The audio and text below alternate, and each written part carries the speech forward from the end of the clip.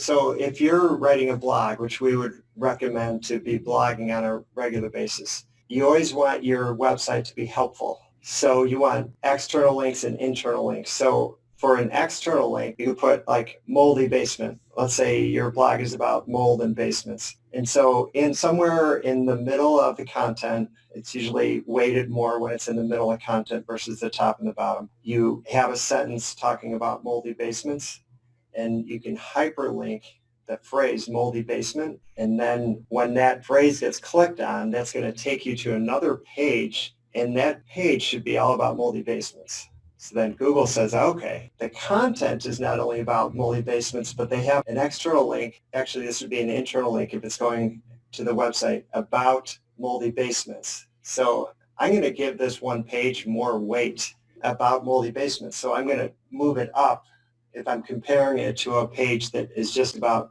moldy basements without an anchor text and a hyperlink in there.